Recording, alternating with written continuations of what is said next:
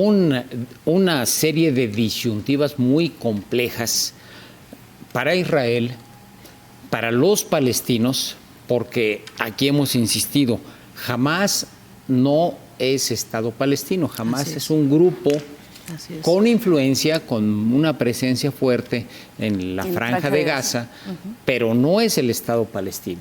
De hecho, hay una serie de denuncias que han surgido en los últimos días a propósito de cómo se formó Hamás, incluso con patrocinio occidental, incluso de Estados Unidos. Y de Israel. Y de Israel, para debilitar a Fatah, aquella organización que encabezaba el líder histórico de la Organización de la Liberación Palestina, Yasser Arafat.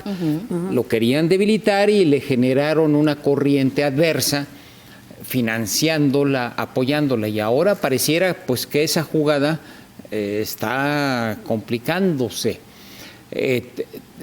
Es un mundo que no entendemos, Arlene. Se nos complica y máxime cuando vemos el trasfondo. ¿A dónde vamos?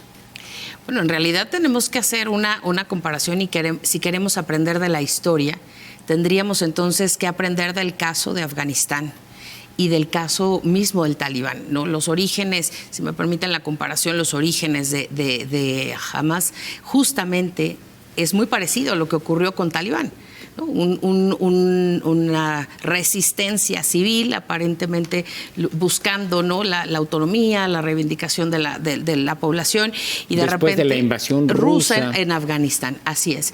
Y a partir de eso, entonces, después nadie se hizo cargo de Talibán, y Talibán se empezó a degenerar en muchas cosas radicales, menos en esa resistencia que originalmente buscaba el bien de la población civil. Pasa algo muy similar.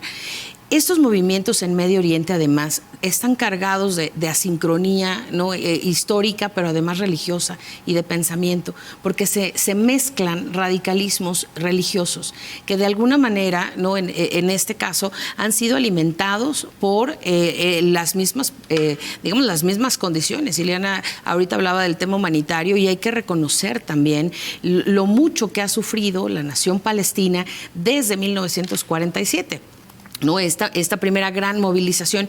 Hoy nos enfrentamos además hay algo que poco se comenta, y es la poca voluntad de los estados de la periferia, árabes e islámicos, de recibir a los palestinos. Y entonces nos enfrentamos a una diáspora que de alguna manera, obligada por supuesto, un desplazamiento humano de la forma más cruel que pueda existir, no solamente por el Estado de Israel, sino por los vecinos, ¿no?, de la periferia. Jordania tenía una gran tradición de recibir a los refugiados, y había hecho, ¿no?, a través de grandes iniciativas, una labor muy interesante con otros, no con los palestinos. Y aunque se han pronunciado de forma muy tajante, de manera constante, por la solución de los dos estados, en realidad hoy el posicionamiento del rey, por ejemplo, ¿no?, diciendo no hay forma de recibir a los refugiados, y también en el eco que existen en Egipto y en Marruecos y en Siria y en Libia. Y entonces el problema al que nos enfrentamos es que nuevamente esta diáspora obligada de los palestinos pues no les va a llevar a ningún lado. ¿A dónde vamos a...? La solución de los dos estados hoy se ve lejana por la postura que hoy tiene Israel.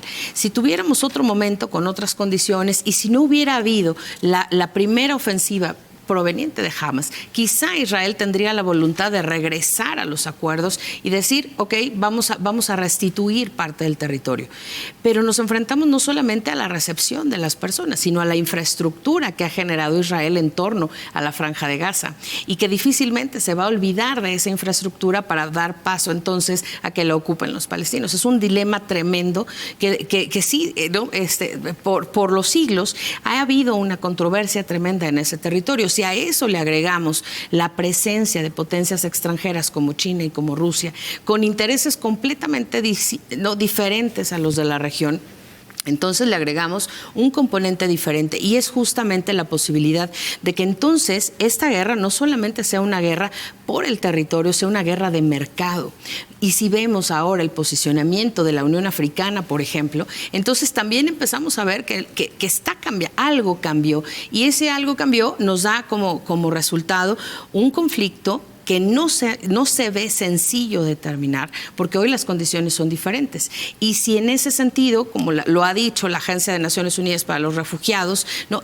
¿A dónde llevamos a esta gente? No es solamente un tema de un corredor humanitario, que es lo mínimo que se debería hacer de acuerdo al derecho internacional, sino es hoy cómo cobijamos, ¿no?, a 500,000 de personas. ¿Qué vamos a hacer con los niños y las niñas huérfanos desplazados por la guerra que ninguno de los países de la periferia quiere recibir?